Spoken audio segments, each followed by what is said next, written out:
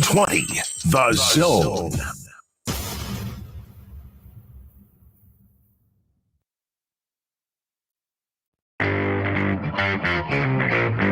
It's time to break down what went right and what went wrong during this week's game. Severe Reaction is on the air with your host, Michael Severe, and the most important voice of all, yours. Severe Reaction starts now. Powered by Nebraska Medicine and Equitable Bank. We take banking personally. Only on 1620 The Zone. This will be a 25-yard attempt for Pregame. Snap down, Pagani's kick is up, and it is through the uprights. UCLA draws first blood. Nice drive, and the Huskers slip it and keep it to a 3-point trip down the field. Berger is to the back.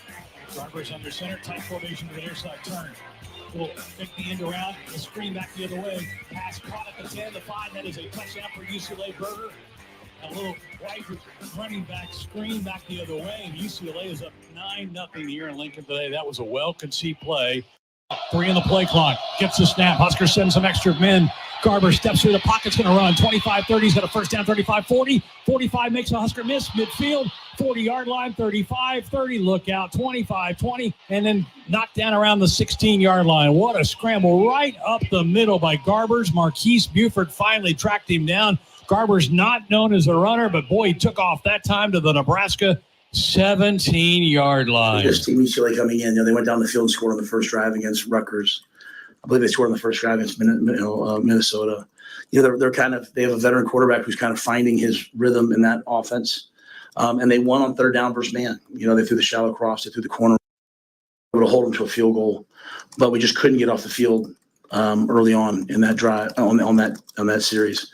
And then the second time through, we really couldn't get off the field as well.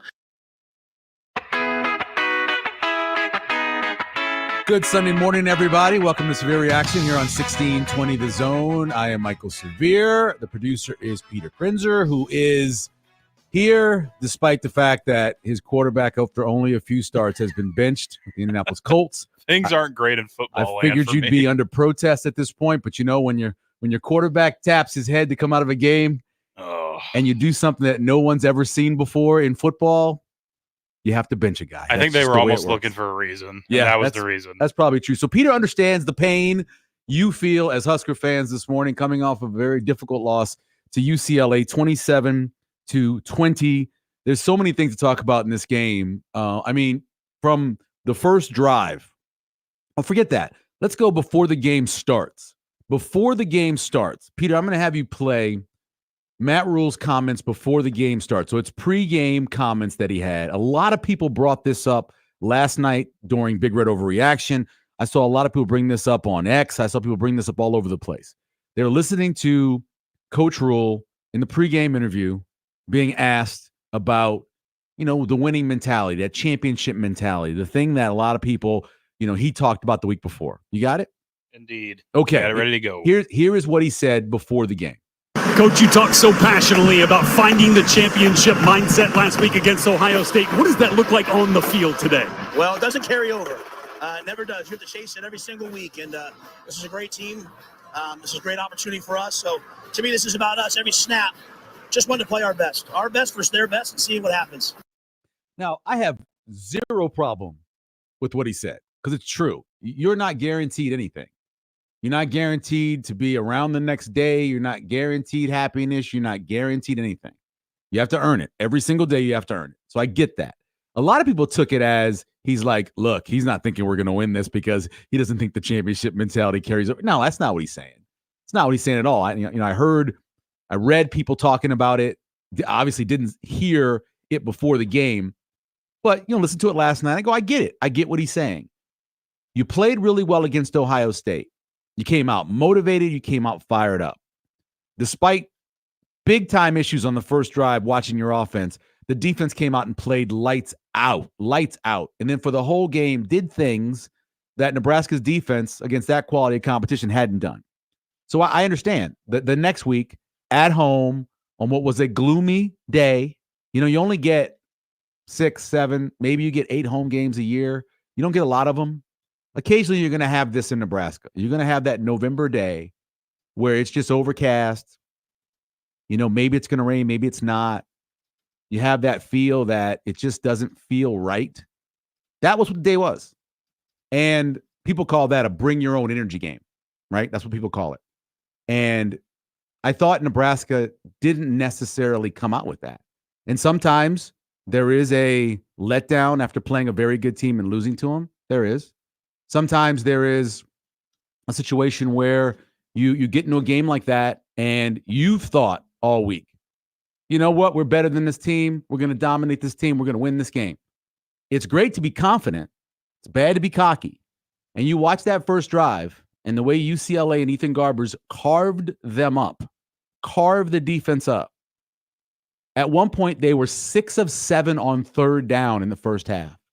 This is a team that wasn't a great third down offense, really bad third down defense, but not a good third down offense, and came out and just was efficient. And they were efficient on the ground, which is scary because this is one of the worst. Actually, it's the worst rushing team in the country, averaging under 3 yards a carry, 2.75 yards a carry. So they come out doing that. And then they're hitting third downs. Then you kind of get nervous. And I think the fan base kind of reacted to that. If you listen to the first, I'd say probably 6 or 7 plays of this game, before every play that UCLA is on offense, especially if you're listening to the radio call, it was thunderous. People were loud. Then they hit the second third down play, and it wasn't as loud. Then you get the next play, next 2 plays, not as loud. Then Nebraska gets the stop, forcing the field goal. And yeah, you have a thunderous applause, but the maintaining of the energy, it's hard, right? It's hard when you've watched a team over, and it's not just this year. Great point I heard made last week was, no, Matt Rule isn't just dealing with his 20 games or his 2 years. He's dealing with 8 years of this before he got here, or he's dealing with 17 years or going back to 1999 last conference. He's dealing with a lot of pain. And so that pain gets transferred over to Matt Rule because when Nebraska plays a game like that or comes out like that, automatically people just go, oh, it's deja vu all over again. I'm not sure if Yogi Berra actually ever said that because a lot of his quotes are attributed to other things made up to say it was Yogi Berra. But if he did, it makes so much sense, even though it makes no sense, right? Because deja vu is something happening over again, at least something you think is happening over again, right? Go back to the movie The Matrix. But in that situation, he's like, it's deja vu, and it's so bad that it's happening again, even though we know it's happening again. And that's what Nebraska football has been. The theme of this show, I always try to have a theme for any broadcast I do now, and that's what it is. I mean, it's deja vu all over again. It's that feeling of dread you get when you've seen something before, you felt something before, and you're seeing it again right in front of you. And when you start seeing that, it's hard, really hard as a fan and sometimes as a player. Remember, this is a veteran ball club. It's old and it's young. Those guys who are old have seen this so many times. Luke, I'm going to call him Luke. Isaac Gifford said last night that, we've been here before. I know this team. We're going to come out. We're going to play hard. That's just it. He's been here before. He's seen this multiple times. He's seen Nebraska match up against a team that, whatever you think about being favored, that's favored against, that has a worse record than them, that hasn't played as well as you thought maybe they could, yet Nebraska comes up short. And on top of all of that, they have an opportunity again yesterday to do something they haven't been able to do. And what it was, and this comes offline. Now Nebraska is 1 in 30 in games where they have a final possession that they're tied. Actually, this is from Pick 6 Preview. Brett Sienna. Oh, yeah, Brett Ciancia. Yeah, Ciancia. Thank you. Very smart dude. Very good. He votes on our big Jet Award. Nebraska's 1 in 30 in games where they've had a final possession tied or trailing by 1 score. This is called, and you can look this up in a dictionary, nut cutting time. That's what this is. Officially, in Webster's, when you are tied or you are down by a possession or less, 7 or less, 8 or less, and you're going down to try to win the game or tie the game, that is officially nut-cutting time. And Nebraska has come up empty. 31 opportunities, only one time they've done it. And, of course, now Matt Rule is 0-7 in bowl-clinching games. You watch that enough as a fan, and that deja vu all over again keeps hitting you, eventually you're going to get to a point where you're like, I don't know if I can take this anymore. You're going to leave at halftime, or like a lot of people did after that long pass to put them up 27-7. There were a lot of people that turned around and started walking out. Because one, the way that Dylan Raiola was playing, they didn't think that he was going to be able to score 3 touchdowns. The way the defense was playing, they didn't think the defense would be able to get stops enough to where it would only take 3 touchdowns. And the word quit is the wrong. It just accepted their fate, I guess would be the phrase to use, and decided to leave. And I understand. I get that. I get it. Too many times, Nebraska's been in this situation, and they've come up short. As Howard Cosell has said years ago, they came up wanting. They did not get what they needed. And because of that, a lot of times, Nebraska football and Nebraska football fans are in a situation where they're like this morning, where they're sitting at 5-4 after being 5-1 and being ranked. They're sitting at 5-4. They have 3 straight losses. And you start thinking to yourself, well, they got to go to USC. USC's not playing great. Lost again last night to Washington. USC has basically lost to really every physical team that they played, every team that could match them up on the offensive lines for the most part. They lost to. They have one big win early in the season, but everybody else, whether it was Penn State late or Minnesota, or it's just they haven't been able to stand with that. And that's Washington's that kind of team too. So you got that team. Then you have to go and come home for Wisconsin, final home game of 2024, a team you haven't beaten since 2012, of course. And you have Iowa to end the season. I was setting up my travel for Iowa to go to that game. Since I do the shows on Sunday, it's really hard to go to Saturday games, but Friday games I can go to. It's a 6:30 start, so I got to find a place to stay and all that stuff.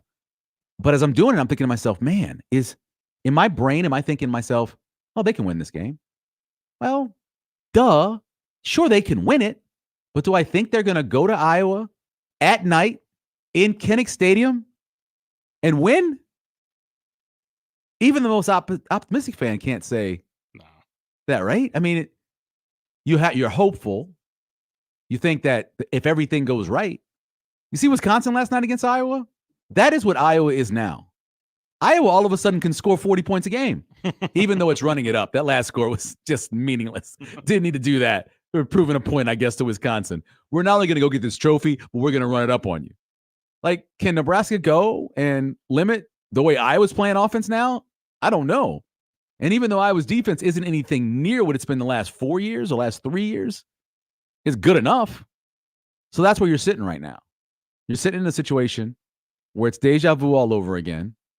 You're probably frightened as all get out that you're going to be 5-7 and miss a bowl game for starting 5-1, which I believe. I'm trying to remember. I was thinking this last night. I should have looked it up. There was a team last year did the exact same thing.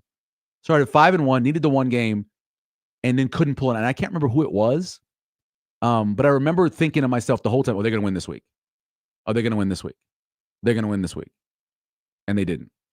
And they just win. They didn't win. They didn't win this week. And so it's tough, man. I understand. 402-951-1620. You want to chat about the game or looking ahead, or if you just want some. If you need a little, I am not a therapist. My wife's a therapist. But in terms of being a radio therapist, I'm kind of close to a radio therapist. I've been doing this long enough. 20 years now, I've been doing this. And I wonder if something's wrong with the phones because it keeps ringing and there's nobody there. It's very weird. It's getting dialed. It's waking up with us. It's waking up with us. So like you have a situation where, again, I've been doing this for 20 years now. And I've seen so many of these, so many different things happen over the course of these 20 years. And some great. I've seen some great moments. Seen some really bad moments. Then I saw what happened on Saturday multiple times.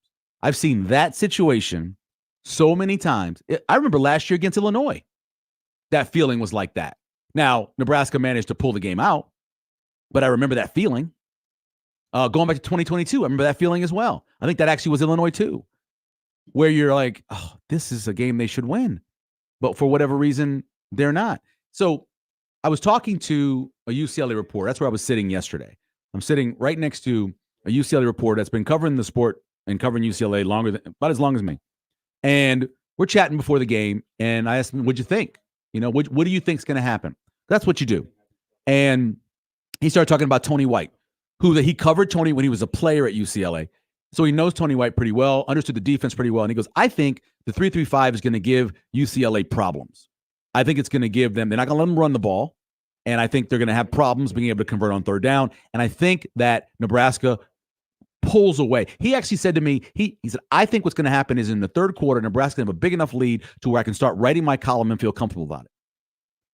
By the end of the first quarter, he was like, they're not protecting Dylan Raiola correctly enough. They're not calling the right plays for him. They're not taking care of a freshman quarterback. They're not doing what they need to do defensively. They're not playing as hard as I've seen them play on tape. That's all he said. By the end of the game, before I left, the reporter says to me, he goes, obviously I don't cover Nebraska, but if it was up to me, I'd fire the offensive coordinator. He's watching this one game is all I needed. Again, a man who covers UCLA and seen every game they played, when the game started, before it started, thought this is a game that Nebraska could easily win by double digits. Many of us thought that, and Nebraska proved us wrong. I'm not saying UCLA doesn't deserve, they didn't win the game. They did. But, man, Nebraska gave it to them in a lot of ways, allowed them to win the game. All right, let's go to the phones, 402-951-1620. It's where Rit is. Rit, is that correct? It's Rit? Rick. Oh, my God. It says Rit. I heard. Hey, what's up, Rick? How you doing, man? I couldn't hear anything. My ears don't. Hey, man, I so enjoyed your opening monologue. You hit the nail on the head. I feel exactly the same way. I watched the game, and I need therapy afterwards. Yeah. So I just have to say, as a Husker fan, I can't watch them anymore. They've got to earn my trust back. So explain to me something. Sure. At the end of the first half, and I've seen the Huskers do this before.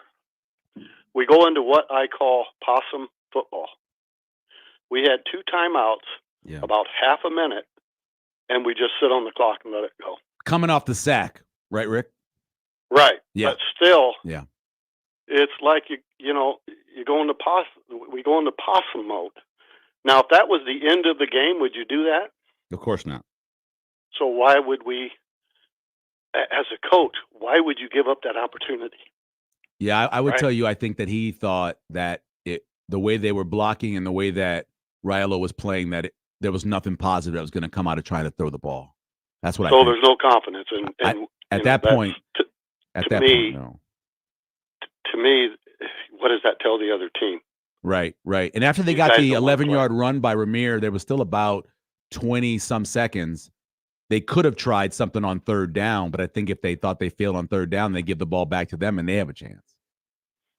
Well, to me, it's like possum football. We did the same thing at Rutgers. We almost let that team win because of our offense. Yep. Right? Yep. We tuck tail and just show no confidence. Now, as a coach as well,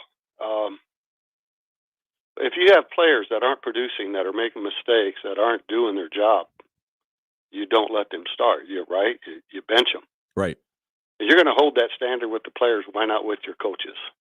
Yeah. Right. We had a drive where in one drive we ran the football down the field. Yep. And we had 3 different running backs in the game. Yep. Or in that one drive. Who can get a rhythm? Who can get their timing down? It's just so helter-skelter. I'm just really disappointed. So you hit the nail on the head with this coaching staff. I don't really hold it against the players, right? Last week they played their hearts out. Our players played great. Our coaches didn't coach good. Now, I'm a Buckeye fan, but not before a Husker. So 2 good things happened yesterday. Ohio State won and Michigan lost. Yeah. But last week, we played so well against Ohio State. Yep. Yeah, they had 2 weeks to prep for us, but I think they probably spent 90% of their time prepping for Penn State. Because last week, anytime the Buckeyes needed a touchdown, It was bada boom, bada bang, just throw a 40-yard pass, and we got it. Right. And I think, I don't know, I just think Nebraska has become a stepping stone for other teams to make their mark. But yeah. Anyway, man, I appreciate your monologue. It's right on cue. Right. Rick, I appreciate it, man. Have a better day. And next week when Saturday comes around, Rick's gonna turn on. He's gonna fight through it. He's gonna turn on. Or not next week because that's a bye week. So take next week off, Rick, and come back the week after for stress-free when they play Saturday next week. Yeah, exactly. Let's go to KG before we take a break. Go ahead, KG. Hey, Michael. Hey, Kevin. How's it going today? It's all right. Hey, I'm with you on this one. So so whose fault is this for the team coming out flat? Is it the coaches, the players? It just seems like every time after they play a good game, the following week they come out flat. I think they tried, Kevin. Like before the game, they did that whole bull in the ring thing to get them all fired up. They did all the stuff they do to get fired up. They had a really cool tunnel walk. I think they tried. I don't know. I think that first drive just destroyed all the momentum. Well, that's just disheartening when you just let one drive take you out. 8 minutes, 13 plays. I know. That was ridiculous. Yeah. I mean, they got schooled. Eric Bieniemy just schooled them on the series. So, yeah. And then they just said he wasn't prepared for what was coming for him. But just because you're not prepared doesn't mean don't you make adjustments during the game? Yeah, I think they did at halftime. I think they made some adjustments at halftime, but it was almost too late. Oh yeah, it just seems like they come out so flat, and I just don't understand their mentality as players and as coaching. I just don't get it. I don't know if they have. They were talking about the championship mindset. Isn't that supposed to carry over for the next week? How do you lose that championship mind for one week to week? I don't get that philosophy. Or if he says it 1 week, it should be carrying over to the next week, that they have that mentality, but they did not show that. Right. I was just wondering about that. Yeah. KG, I appreciate it. Have a good Sunday, man. You too. Thank you. Take care. Bye-bye. No problem. Yeah, I understand what he's saying, and I get that. Yeah, if you get to the point where you have a certain winning mentality or winning mindset, I put a quote in the tweet that I put out this morning, and it's a quote from Bob Knight, who was prone to do some crazy stuff, but he said the key is not the will to win, because everybody has that. It's the will to prepare to win that's important. You win from Sunday to Thursday, essentially, because Friday's a walkthrough. You win from Sunday preparation to Thursday preparation, and then on Saturday, you're ready to go. Whatever happens Sunday to Thursday this week didn't seem good enough. I'm going to take a quick break because I'm over. Jeff, Mark, Logan, stay right there. Quick break. We'll be back. Of course, brought to you by Equitable Bank. We take banking personally, and Nebraska Medicine, doing great things for you and your family, from the babies to the elderly. Nebraska Medicine is there for you. We'll be back with more severe reaction.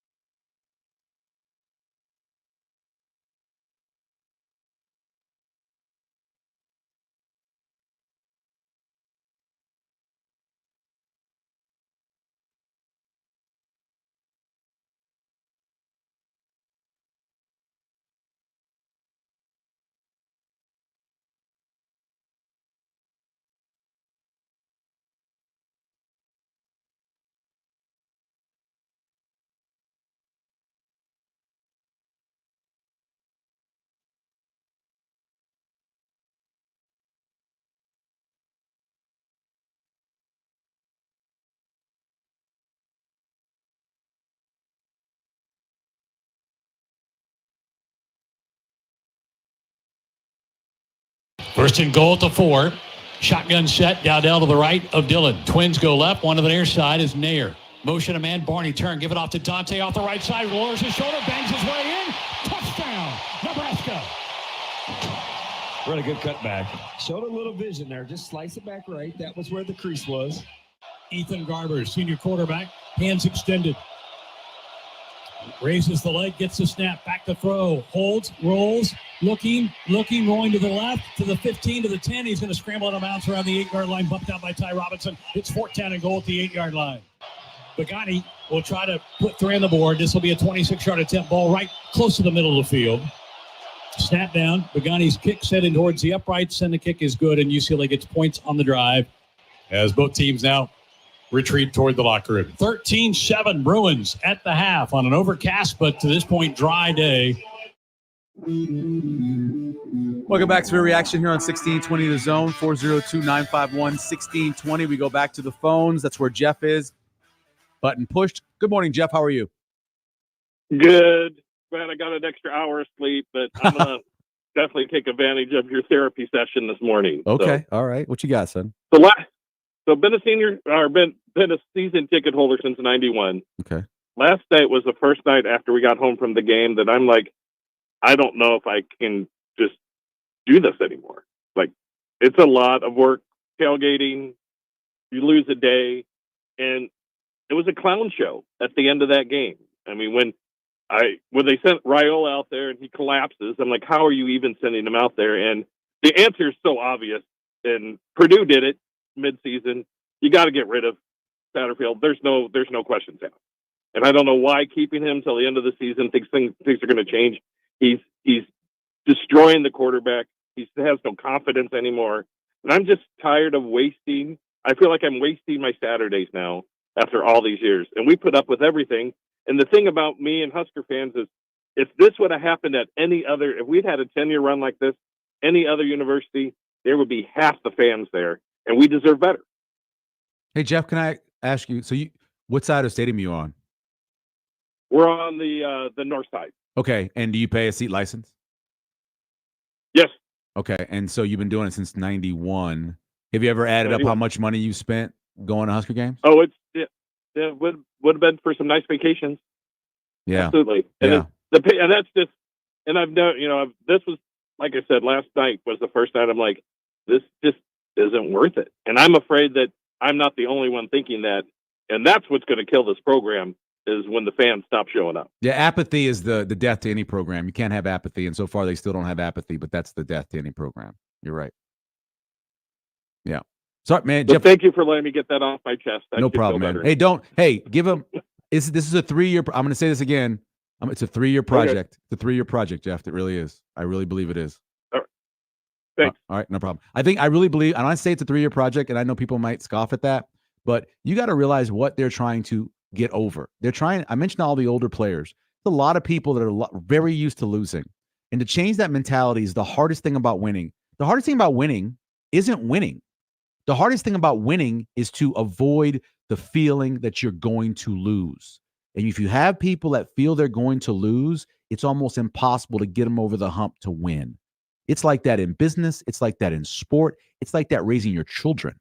And that's what Coach Rule is trying to do right now. Get them over that hump. And it's not easy. And I know it looks bad. And I know it's painful. Let's go back to the phones where Mark is this morning. Good morning, Mark. Michael. Uh-oh. What's up, Mark? How you doing today? I'm okay, man. I'm doing all right. It's a beautiful day outside. I tell you that. Isn't it? That's kind of misty and moist. Yeah, that's my kind of day, bro. My kind of day. Oh, I got you. Yeah. Hey, so there's a lot of things we could talk about about the offense. Yep. But one thing particularly that bugged me yesterday was, I don't remember where we were. I think it was early fourth quarter, and we were driving the ball, and maybe there was 9 minutes left, 7 minutes left, something like that. And we kept taking all 40 seconds to get the damn play done. Yeah. And I'm thinking, okay, if we're 2 scores down at that time. If we get a score here, we've still got to get another score. We need to conserve some time for later in the game. And play after play, Raiola and the team was running the ball down to 1 or 2 seconds. before they would snap it. And I'm thinking they need to score, but they just blew 2 minutes in the process. Right. Clock management was an issue. I wrote that down. That is definitely an issue. I was losing my mind in the studio watching that. I was like, do they think that they're up by 2 scores? Yeah. Exactly. That's what you do when you're ahead by 2 scores, not down by 2. Right. Okay. Yeah. Second thing, real quick. Sure. Glenn Thomas. Let's say that Satterfield meets his demise. This season, could Glenn Thomas be an OC? I don't really know his background. Yeah, he's called plays before, and he's been in the same situation with Rule in the past, where he's had the opportunity to call plays. So they do have a relationship that way. Calling plays is one thing, but what about being an overall OC? I believe so. I'm pretty sure he took over as OC. Wasn't that Temple? I think that's right. Maybe. I think that's right. I should have looked that up before I mentioned that. But right. I should know that. But all right. So going back to what you said about the time, the craziest thing. So they get to the 9-yard line with basically 6:57 left, and they don't score till like 3:47. They ran 7 plays. It took them 3 minutes and 7 plays and a penalty, unsportsmanlike conduct, to score that touchdown. That was like pulling teeth watching that drive. It was Temple OC quarterback. Yep, 2016. It was 2016. Yeah, he took over. Yep. No. Again, just as your co-host there said, that's what you do when you're up by 2 scores, not down by 2 scores. You got to have some urgency. Very true. Thanks, Mark. Again, just another observation. I appreciate it. Have a great Sunday, man. All right, we're gonna take another quick break because we are. I went so long early. Logan first, then Zach, then Wyatt. Stay right there when we get back here. More on Severe Reaction of 1620 Zone.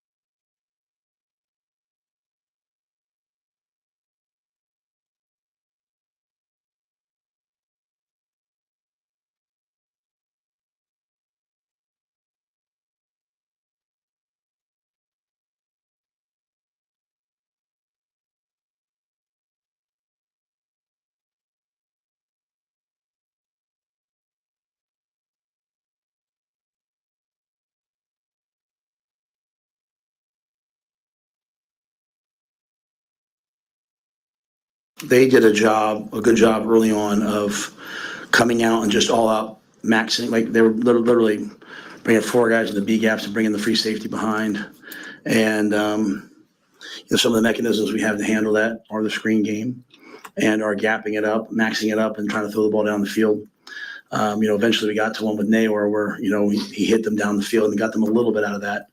But they took the ball. They went on a long drive. We went 3 and out. They went on another long drive.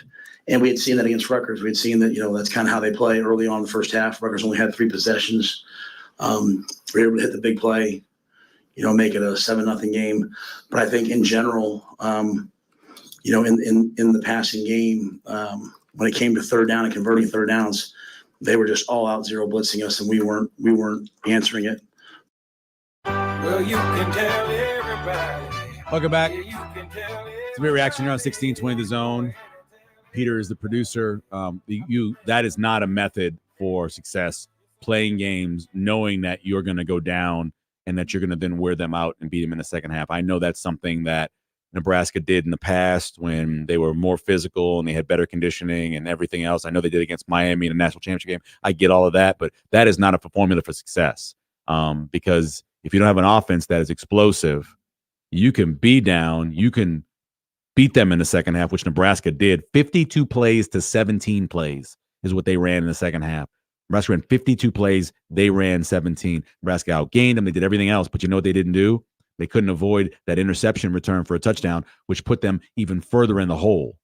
That is not a recipe for success. It just isn't. I understand what Coach was saying there, but it's not a recipe. Let's go back to the phones. Good morning, Logan. How are you? Hey, Michael. I'm doing all right. Hey, I just want to say first off, I really like your show, mostly because I feel like I'm not taking crazy pills when I'm watching just the insanity as a guy who just sits on the couch and watches the game. I'm like, let me put it to you this way. Mm-hmm. My 10-year-old son, he wants so badly to be a Husker one day, right? So he eats, sleeps, and breathes Husker football. And when my 10-year-old sees the personnel that comes in on the field and can tell you, again, 10 years old, yep, and can see what we're lined up as, he knows exactly what we're going to do. Do you not think that defensive coordinators and defenses in D1 football don't know? Like, we telegraph so badly what we're going to do. There's no creativity. It's the same thing over and over and over again. Right. It's like, what are we doing, man? Like, it reminds me, I know you're a Saints fan. I grew up in Florida, so I'm a huge Tampa Bay Buccaneers fan. And we had Byron Leftwich, who's an awful offensive coordinator. Yeah. But we win because we had Tom Brady as a quarterback and Mike Evans and Chris Godwin on the outside. Right. The last I checked, we don't have any of those players to be able to beat one-on-ones. Right. And when the defense already knows what you're going to do, man, it's hard to win one-on-ones when the defender can beat you to your spot. Right. I don't know, man. It just, I'm blown away in the fact that I keep hearing people go, well, we can't make any adjustments in season to the play caller. Last I checked, we have a co-offensive coordinator. Right. And how is it? Answer me this, and then I'll get off. How is it our offensive coordinator is over the tight ends? Like he's supposed to call plays and coach tight ends, and I feel like our tight ends are actually very, very good, and we don't get them involved really at all. Like Carter Nelson is a stud, and I see him playing special teams. You can't tell me that there's not some sort of like collection of plays that you can't get him out on the field. Logan, and first Thomas offensive Fidone, play of the game. First offensive play of the game for Nebraska. They ran him on a skinny post or a slant, and he was open, and Raiola didn't throw it. First play of the offensive drive for Nebraska. Really? Yep. First play. He was in the slot. He ran a slant, and he didn't throw it.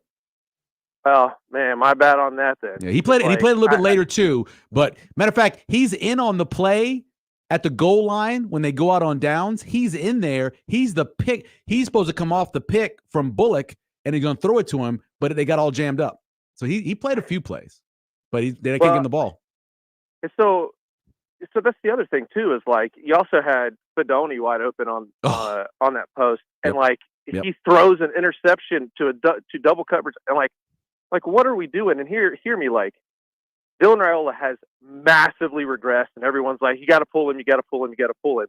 But it comes down to coaching. At the end of the day, the kid was doing well, and he has massively regressed. Has the competition gotten better? Yes.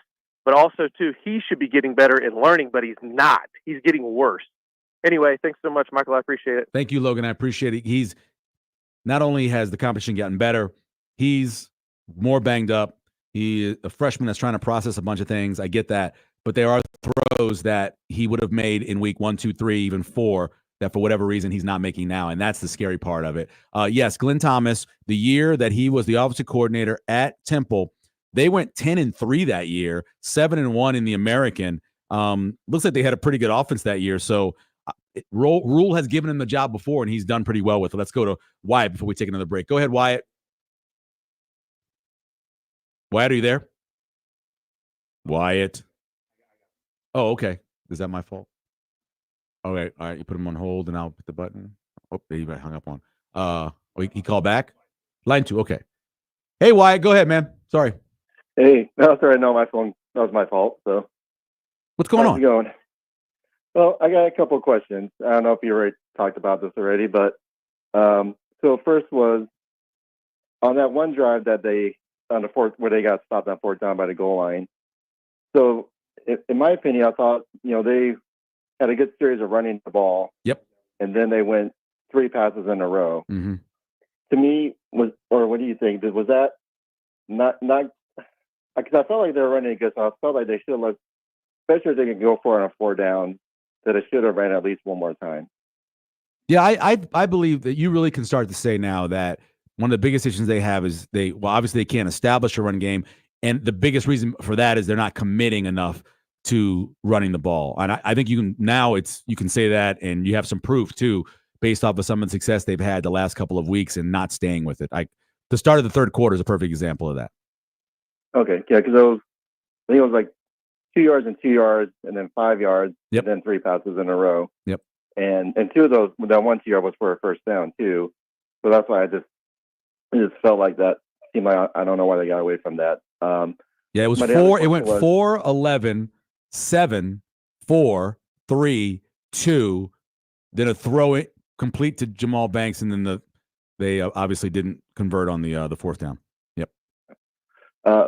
My other question too is, because I know you're saying it's a 3-year build process, but I do wonder, because do you think they've maybe been a little too cautious and the holding back of some of the way they've done some of the red shirts and holding back some of maybe the younger guys instead of maybe just kind of going with it a little bit just for the now? Because I feel like we don't do now, then what is there anything in the future? I'm with you. Look, I don't think redshirting is what it was 5 years ago. Even it's different now. You can't think of it the way you used to be able to think of it. You got to win now. You got to get those guys playing if they can help you win, and hope that they don't transfer. I mean, it's just the way it is. I think you got to play guys outside of offensive linemen.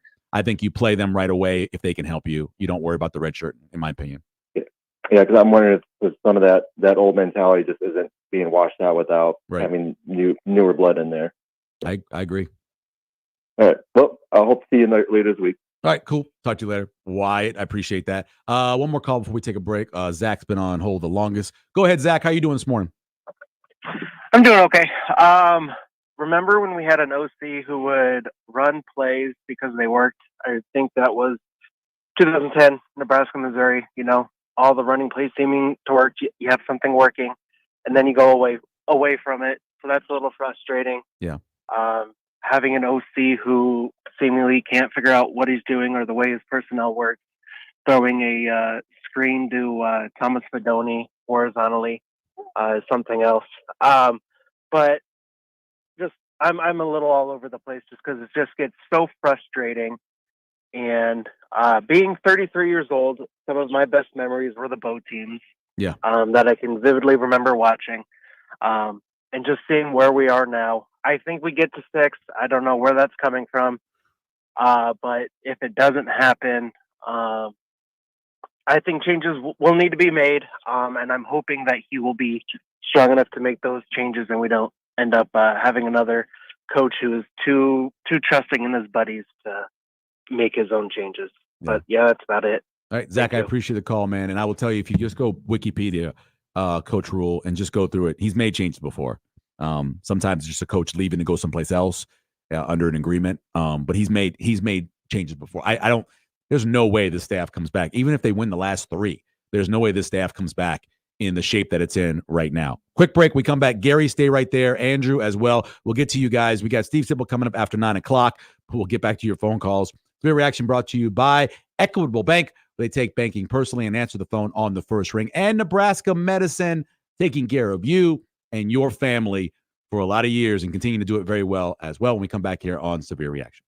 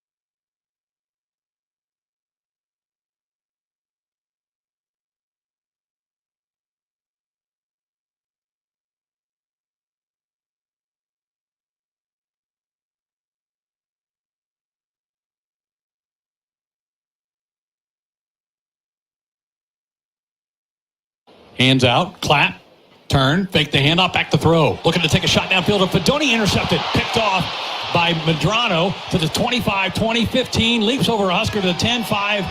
That's a touchdown, UCLA. Boy, he had him wide open too, Sharpie. Did you see that? Woo.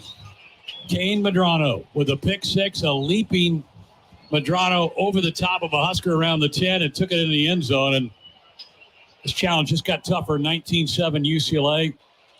Break the huddle, 12 on the play clock. Tight formation, no wideouts, bounce either way. Shotgun look. One of your better plays right now. They motion Barney to the near side, snap back. Dillon looking, holding, has time, now being flushed to the near side, rolling, throws, pass is incomplete. In and out of the hands of, is that Nair? And Nebraska will turn it over on downs. Well, I thought he could have run for that one too. Boy. So Nebraska drives it to the Bruin 42, but it stalls out there. Well, yeah, I think, he was under duress in the first half. And I think any young quarterback coming out of that would probably start to see a lot.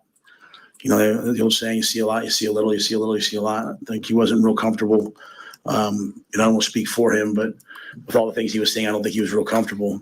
No, that was a play action pass to Thomas down the middle of the field into cover two, and he was running free. It was going to be an explosive play, and in behind it is an in cut, and he just threw the in cut. So credit to him. I thought after that, he settled down. We found some run game.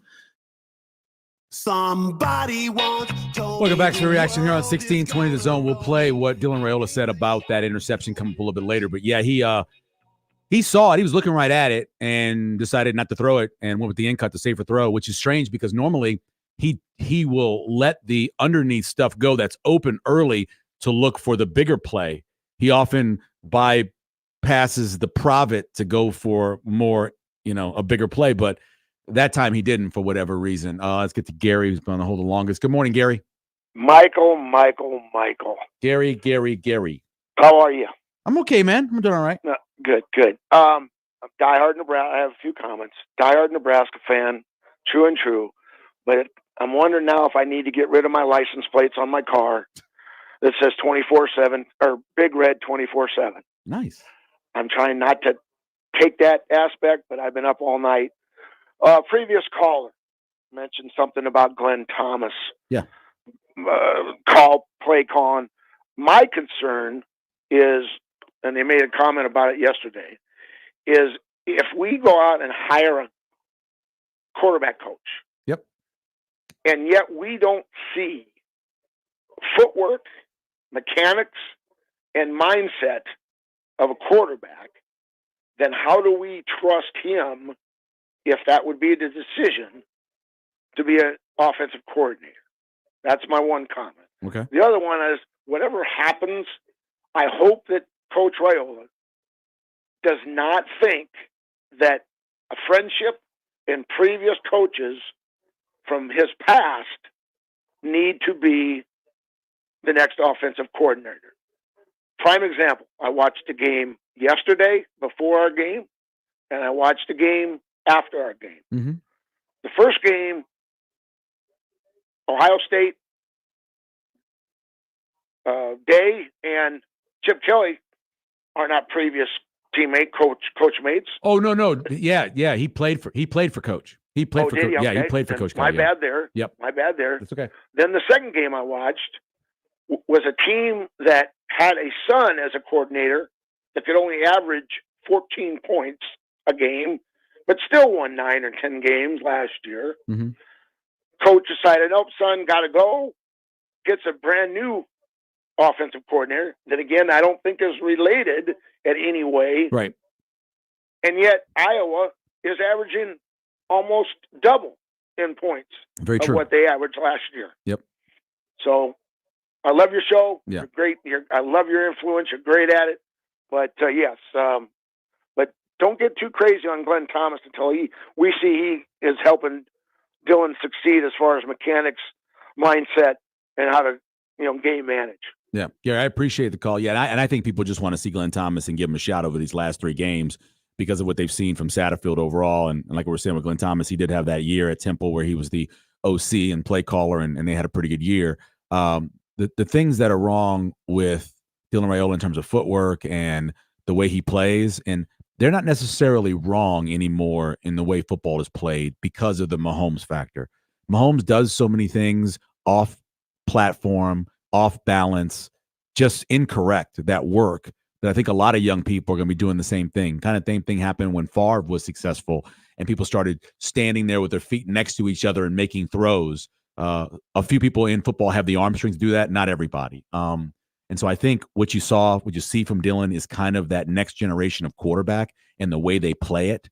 I'm not saying it's right, but you're going to see more of that. But yes, his footwork needs to be cleaned up. I think an off season in the program, getting stronger, getting his body better, and just working on all of that. I think that it's going to develop into a much better quarterback as a sophomore. But I know people want to say he's not a freshman anymore because he's played 9 games. He's still a freshman. He's still a guy. Mentality-wise, he's a freshman. Experience-wise, he's a freshman. There's something to be said about when he makes plays and you say, wow, that's a hell of a play. Remember, that could be something that happens much more often when he gets more experience and can see things better. One more call before we take a break. Let's go to John. What's up, John? Hey, thanks for taking my call. Hey, I just wanted to bring up, I agree with most of your callers in terms of the fact that I think our offensive coordinator is way in over his head and doesn't put our players in the best position to win games. However, I want to bring up another issue that, we all know Matt Rule turned around Temple and Baylor, but that was done under different times when there was no NIL and right. There was a restrictive transfer policy, and we're in an era where essentially you can buy players. And you look at Indiana, you look at Colorado, they basically brought in players that could play right away. Our NIL players have not played. And it may be that Rule's development plan won't work in this current era of NIL. You're going to have players leaving before they get developed, or as they get developed, they will leave. And that's my concern in terms of trying to rebuild this program. No, I understand what you're saying, John. And I think you're completely right that some teams have built that way and it's been successful. But remember, last year, Colorado did the exact same thing, brought in 60 new players. And outside of the guys he brought along from Jackson State as former coaching stop, they didn't do very well. They ended up going 4-8.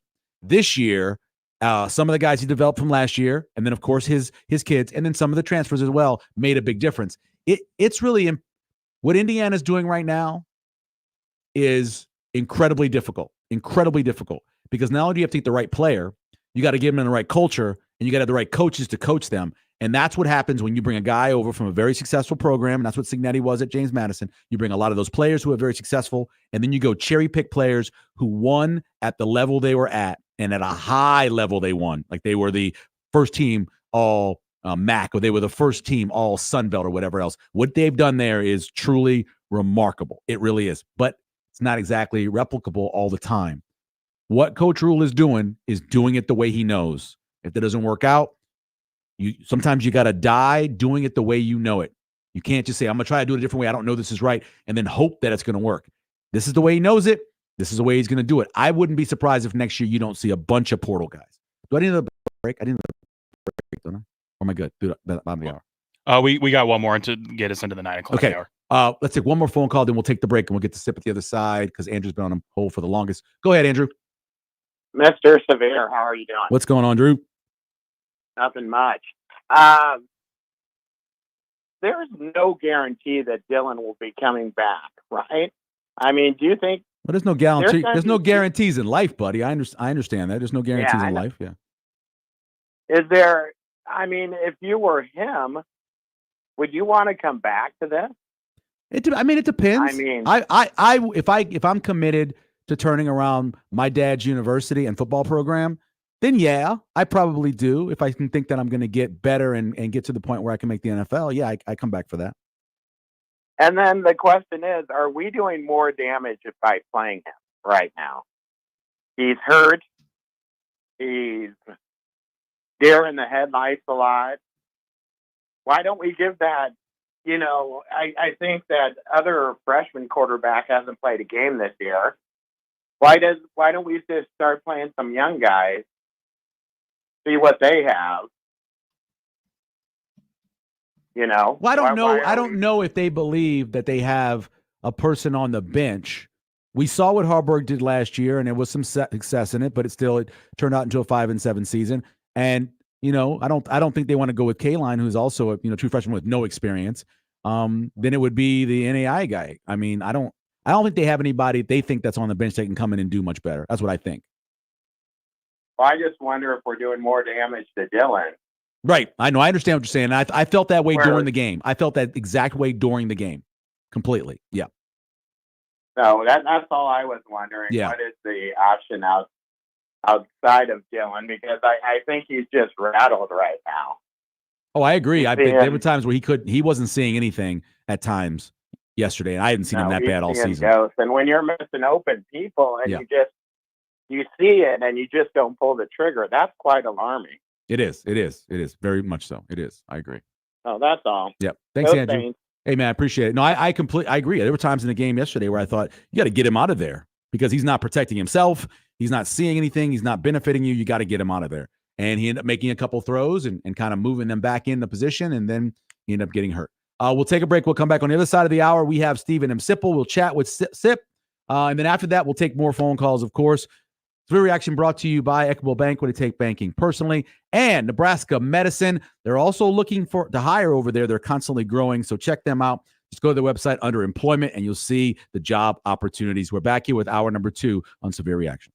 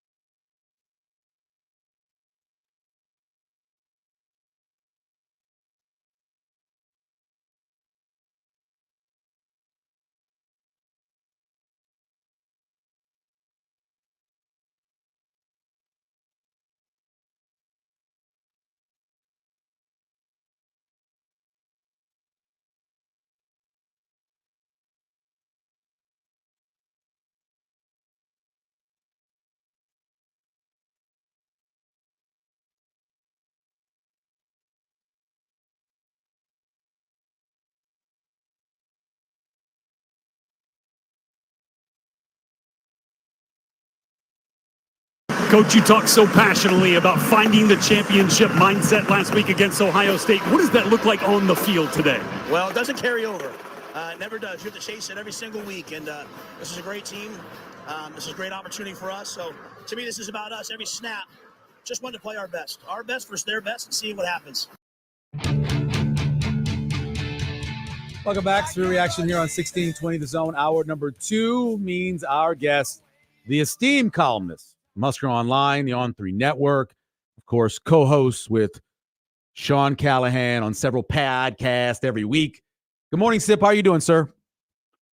Michael, I'm doing fine. How are you doing? I'm good, man. I think of you as you're probably a Yogi Berra guy, right? You like the Yogi Berra stuff, the quotes he has. Are you one of those people? Yeah. I mean, we're the same kind of. We're basically grew up in the same period. Right. Yeah. So you're familiar with the phrase "deja vu all over again"? Yeah. Yeah. Yeah. Is that what it felt like as you were making your walk over from the stadium to going to do the post game? Yes, it did. I still somewhat surprised, Yeah, I mean, the answer is yes, but still somewhat surprised by that we're still doing this. So I don't. Yeah, it was a tough one though. It was a tough one. Surprised. Why am I surprised? Kind of thought the program was trending, in a different direction, trending in a better direction. I thought they would. I thought Nebraska would, I guess, respond better. It's just to me, it's all very interesting. Always has been and still is. Yeah. This complaint from me is kind of like complaining about day old chocolate cake. I mean, it's still chocolate cake, but they went 3 for 4 in the red zone. They ran 21 plays in the red zone.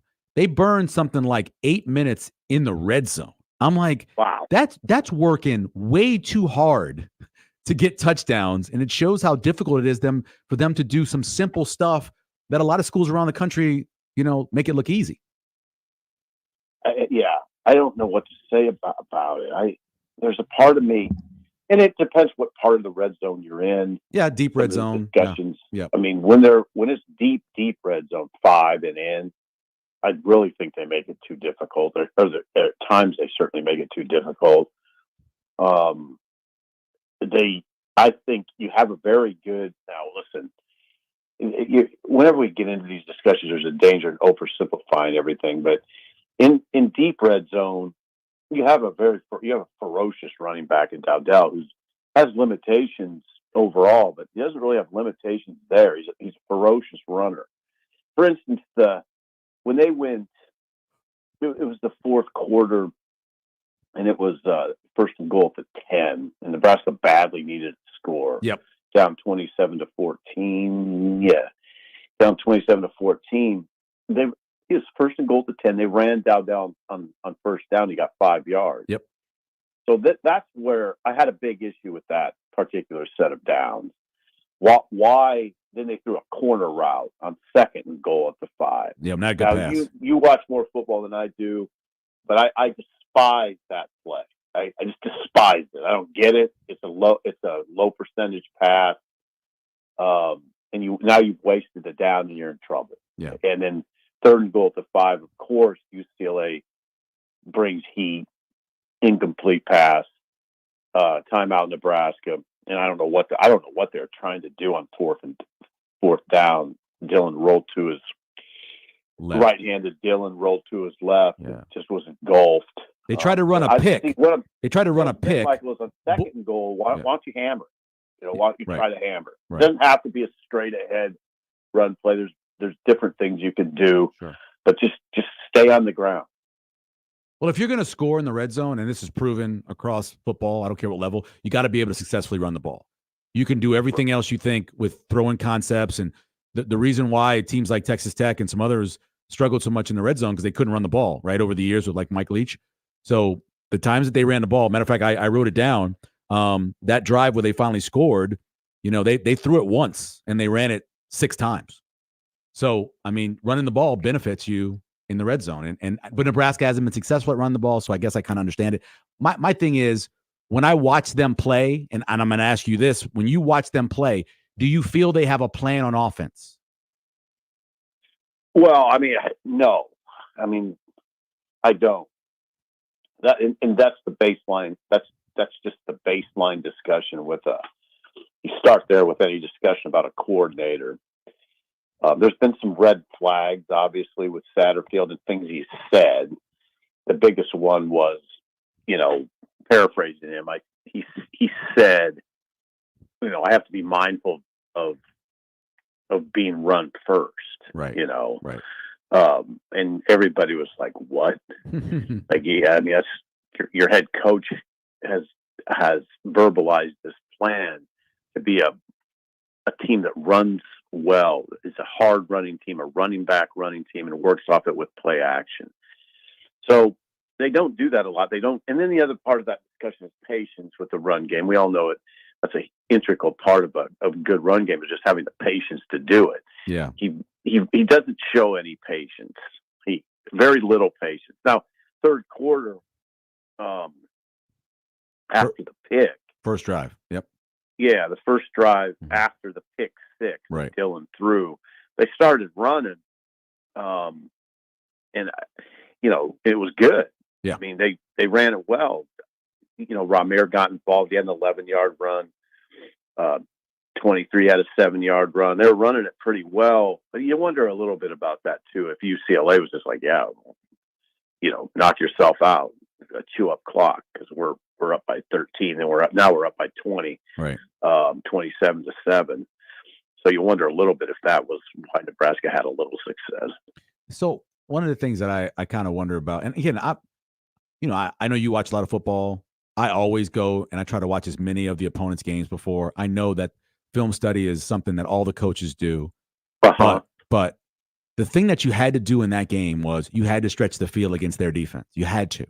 You can watch it. Look at the big plays they gave up passing-wise. They really only threw the ball down the field 4 times, at least Dylan, 4 times. 3 of 4 were complete for their big plays. Instead of trying to run, say, these deep crossing routes that take a long time, the go route was the play. I mean, you watch them on tape. I don't understand why it feels like to me at times that they don't prepare the offense for the defense they're going against. That's what I don't understand. Like, you can see it on tape.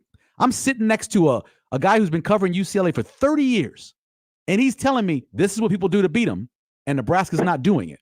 How is that possible? Well, I don't know. I mean, the only thing I can think of on the go route is it was a heavy blitz scheme. I mean, they were coming hard. Well, it wasn't, was it, Sip? And when you went back and they did the grades, I don't believe it was as many as maybe we thought it was in terms of blitzes, right? Did you read that in your today? They were effective blitzes. And I always wonder about that Pro Football Focus too. What it looks like.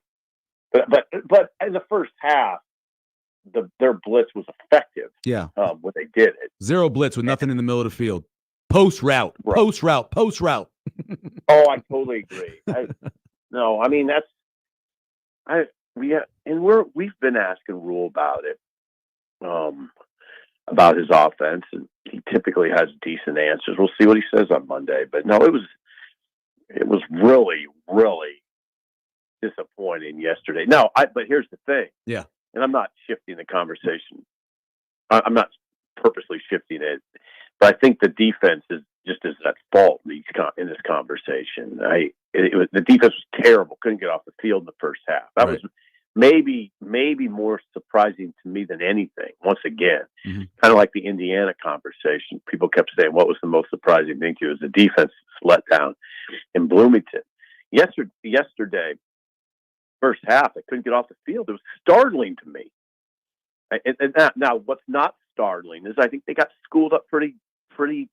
I think the enemy had the preparation was excellent. Yep. And UCLA had 2 weeks, and they have I would say a very, very high level offensive coordinator, and we saw that.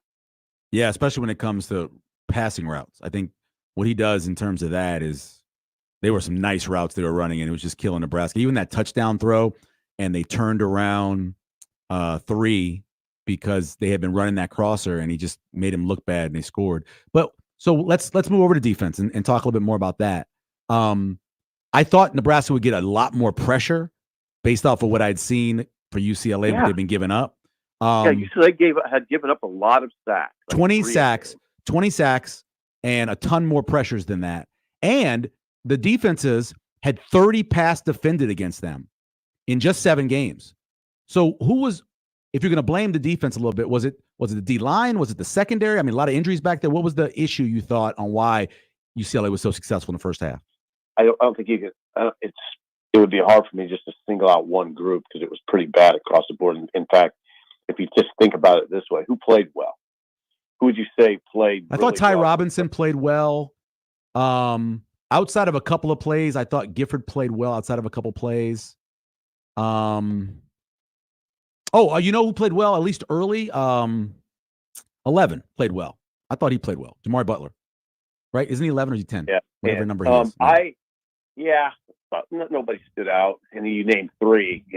That's not very many. I think I just give a lot of credit to UCLA in that discussion. They were so well prepared, it's obvious. The enemy, as Bill Bush pointed out last week, doesn't really run an offense. It's plays. They run plays. And he schemed Nebraska up really well. And Garbers was really hard to deal with, the quarterback. Yeah.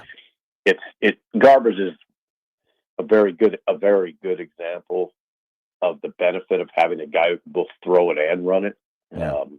The 57-yard scramble was a backbreaker, and his general elusiveness caused a lot of problems. It didn't look like Nebraska was in its pass rush was disciplined enough to me. It's like they didn't account for that he could just take off. So it was just immensely disappointing. I thought with the ease with which UCLA went up and down the field and got third downs. Got third downs in the first half. They're 5 for 6 on third down, Michael. I mean, I know. That's borderline unforgivable. First two drives, they went 25 plays for 153 yards and 4 or 5 on third down. The first two drives. But set the tone. Yeah. What I'm talking about is, and sometimes we deal so much in the micro. The macro element of this game bothers me more than anything, and that is UCLA came onto your home field with you. You're trying to play. I think they care about making a bowl. Sometimes I start to wonder. They came on to UCLA comes on to Nebraska's home field, and immediately on both sides of the ball, Nebraska's on its heel, and it really lasts for the entire first half. And that's the thing that if I was the head coach of Nebraska, I'd have to really peer hard at that. How does that happen? I mean, you're playing for a bowl bid, which I think is important to this program. It should be. If it's not to the players, then that's a big problem. They didn't play like it.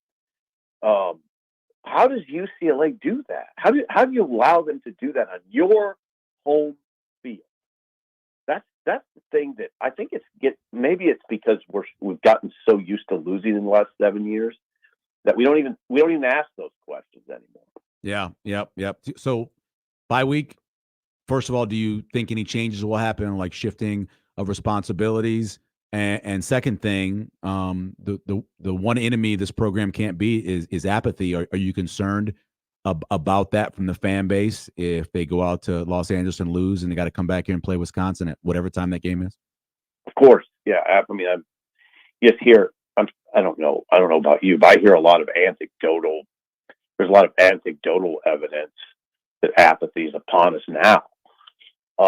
As far as the changes on the staff, yeah, I mean, it's fair game now to ask Rule on Monday,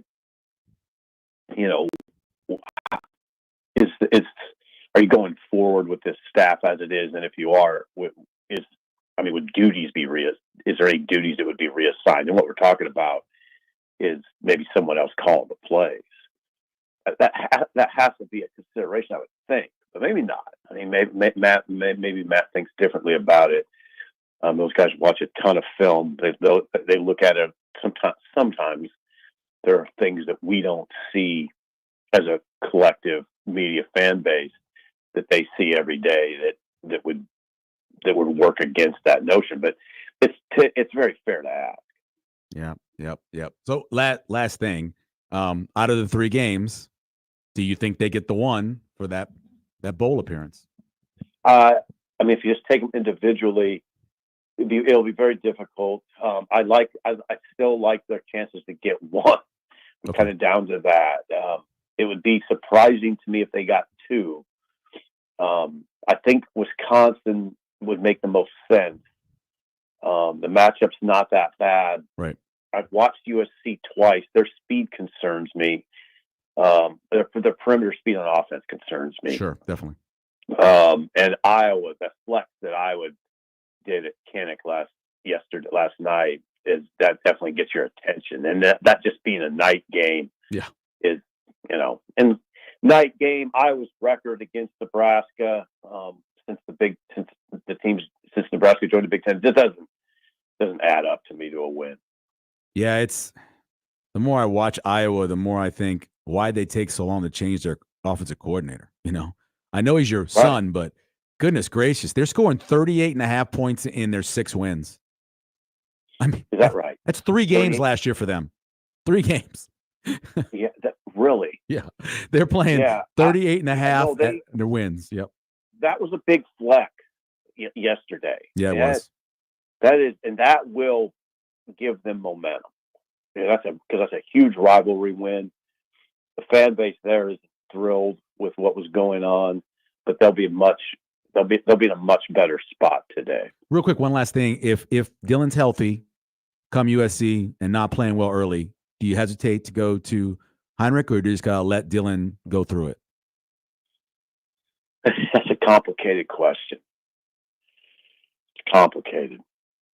I don't know. Yeah. That's where your head coach earns a lot of money. It's complicated because you think about the future, right? You have to think about the future of the program. You don't make all these. You're not really. I mean, you are playing to get into that all important bowl bid, but you're not playing to get the college football playoff. I just have to see it. I'd have to see the level of struggle. I'd have to ascertain how much of it is Dylan's issue and how much of it is the issues around him. I just can't. I can't. It's kind of. I'm not trying to dodge the question. I just have to see it to make that determination, what it looks like in the moment. Yeah, he was 3 of 10 for 47 yards in the first half, and they brought him back and he threw a pick 6 to start off. If they do that, I can't imagine them not going to Harburg. If that's the situation in 2 weeks. Yeah, I don't.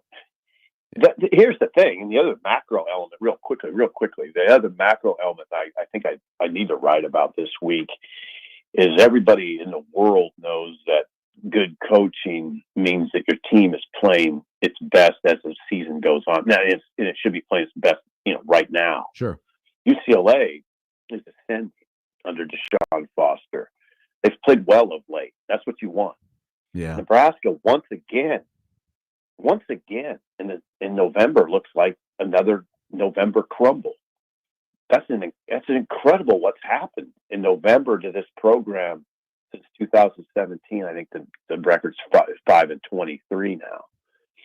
How does it keep happening that Nebraska can't be that team that keeps plowing, overcoming its deficiencies and then starts to get better?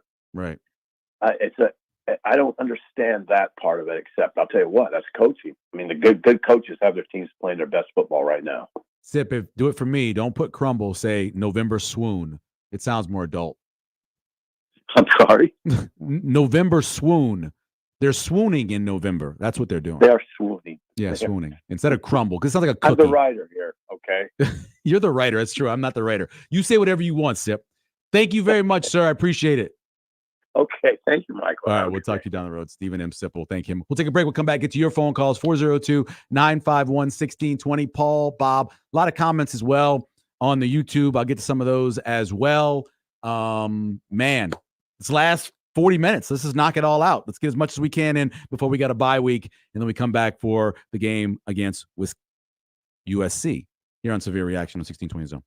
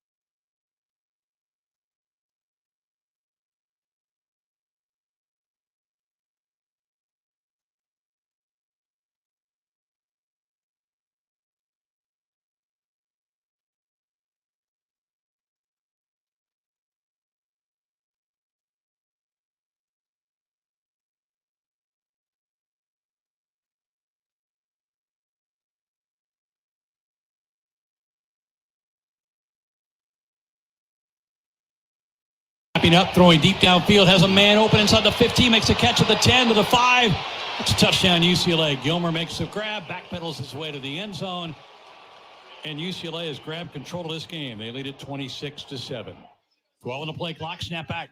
Dillon has some time, holding, rolling, throwing deep downfield. Barney backpedals, makes the catch inside the 15, down to the 12-yard line. Ja'Cory Barney with a nice acrobatic catch. Huskers have it 1st and 10 on the 12. He made a play, but boy, did you saw Bank. So he's kind of he's not really seeing it right now. Is kind of what I'm gathering as I'm watching this unfold from the big version. Raiola turns, fakes the handoff, looks a little fade route to the back corner of the end zone, passes up, and it is a touchdown. Nebraska, Isaiah Nair pulls one in, and the Huskers have 6 points. Just going to have to take some shots. Win your one-on-ones. We saw it twice this drive. The blocks, the plays, like they just weren't good enough. Like we just didn't do enough good plays. Like when a guy made a play, like Ja'Cory made that amazing catch, right? Nair makes that amazing catch. But Dante had some good runs. All of a sudden, now that leads to points. When you don't do those things, you're not going to score. And so, I thought, credit to UCLA. They made some more plays than we did, and we are where we are. And you have to just have to play yourself back into it. And we have 3 more opportunities to go play football. We've got some great seniors that I know want to win one, if not 2 or 3, and that's what we'll have to do. Welcome back to the reaction here on 1620 The Zone. Real quick comment to people talking about I look tired. I'm a little under the weather with some stuff that's going on. And so, yeah, I'm trying to be as perky as I can. I got some issues. You're doing great. I'm doing my best. Let's go to the phones where Paul is. Good morning, Paul. How are you? Real good. How are you faring today, Michael? Oh, I'll be all right. I'll be okay. Yeah, well, I'm making the last leg of my 2,000-mile trip that I do to come see these home games. And I got to tell you, if they come out like that at USC, I'm giving my Wisconsin game tickets to the first bum I find on the street. Ugh. This is just a disaster. And it was coaching. It's coaching. Last year, I didn't like Satterfield because he didn't call plays to get the most out of the players he had. He knew he didn't have star players, and he didn't call plays for them. This year, it's like that on 11. He thinks he's got a pro-style team, and he doesn't. I mean, this harkens back to almost like Frost and Callahan, where they're calling all these dippy, cutesy, schemy plays, and they just can't execute them because they're not practicing and executing. It just is frustrating. And since it is coaching to get to the point about, do we pull Dillon? It's like, at this point, I don't trust their assessment of talent. It's like, good grief. Hey, Paul, real quick, I just want to say, much. Let me say one thing to you, Paul. Part of the plays that are called, they're calling those because they have Dylan Raiola. And Dylan Raiola came here to become an NFL quarterback. So they're calling those kinds of plays.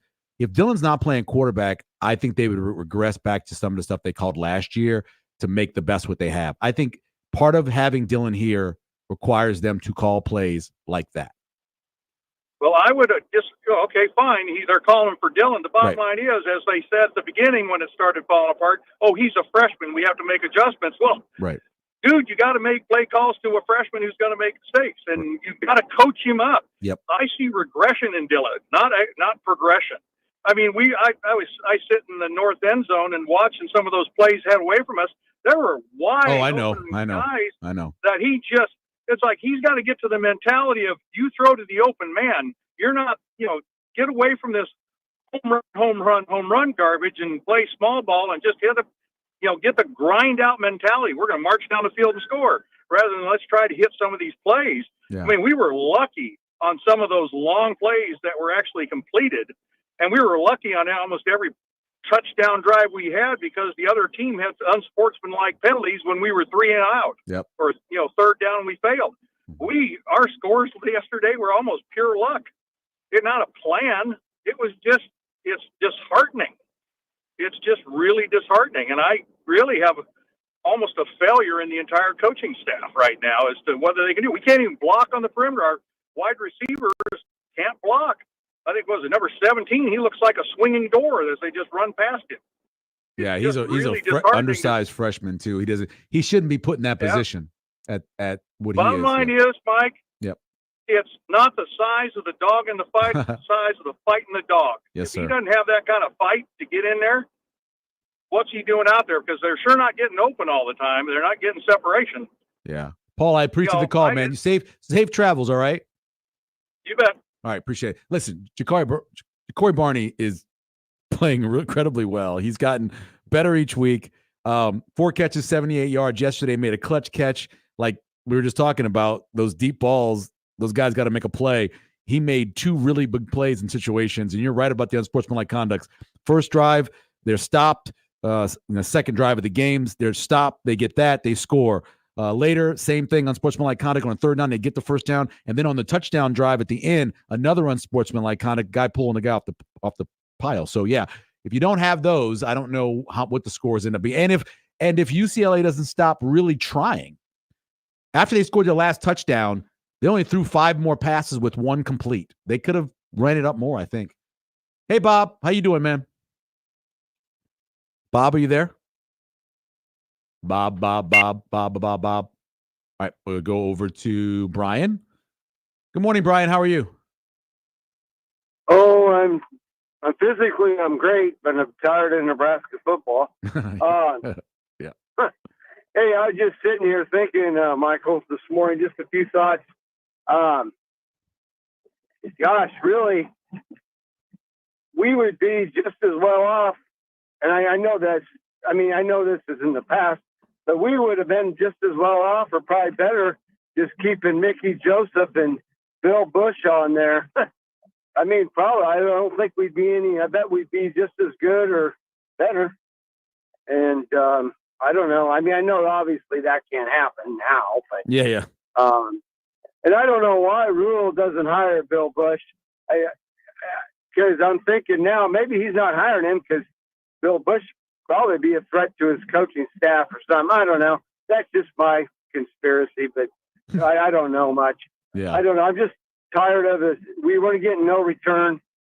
And it's just sad. It's just sad. I don't get it. I understand. You're frustrated, Brian. I appreciate it, man. Thanks for calling. I understand. I talked about the beginning of the show. You know, it's a deja vu all over again, and you see it for so long. And yeah, Coach Rule is, 20 games in or whatever, or is it 21 games? I can't even count now.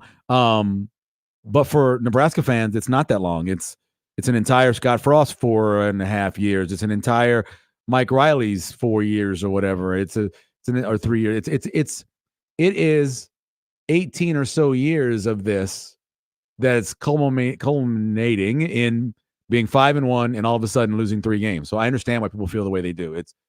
It's been a really tough run. Is this South Carolina Roger? Is that what SC Raj means? Indeed. Oh, awesome.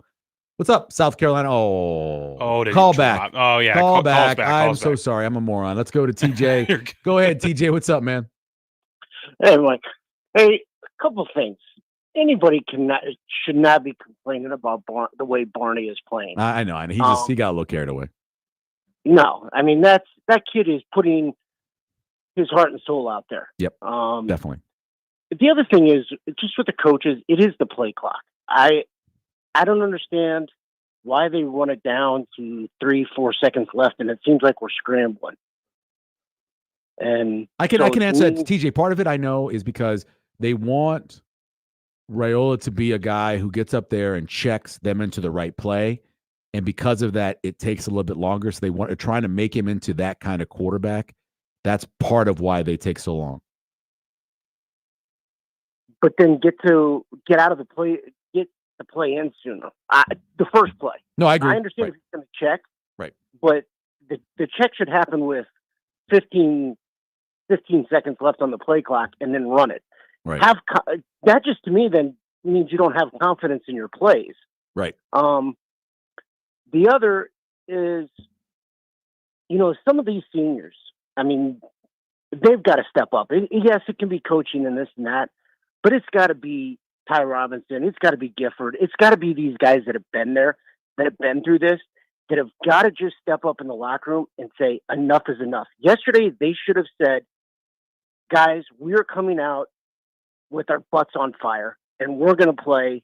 And they didn't. And it can't all be on the coaches of getting them up. It's got to be these guys. At some point, the players have got to be just done with, I'm tired of losing, and they have, it can't be on Raiola. It's got to be on some of these seniors that are on the defense or on the offensive line, where Benhart and these guys, they have got to want it. And I don't, I just don't see any NFL guys on this team, Yeah, and true NFL players. Yeah, I see a few that are going to probably play in the league, but there's certainly no first day or second day guys on the team for sure. Yeah, and I think that's what we have to develop into. I mean, there's some guys that, yes, as freshmen right now that are probably going to be playing, but I really do. I think it's the seniors have got to, the next week and a half, this is it. We're going out to SC and we're going to play like this, because SC's not playing very well right now, and their whole team is going to be under that. Who knows if they're going to quit on Riley? Yeah, no, I agree with you, TJ. I appreciate the call, man. You're right. USC is a much better team at home. USC is averaging 39.5 points a game at home. I think they're averaging like 26 or something on the road. They're a better team at home. They just are, but they are a mess, especially when it comes to the line of scrimmages. And teams are running the ball at them and taking advantage of the size of their offensive defensive line. We'll take a break. We come back. Brian and South Carolina Roger. As soon as I come back, I'm going to South Carolina Roger. I appreciate you calling back. Thank you very much. We'll come back here on Severe Reaction, brought to you by Equitable Bank. We take banking personally, and Nebraska Medicine, taking care of you and your family here on Severe Reaction.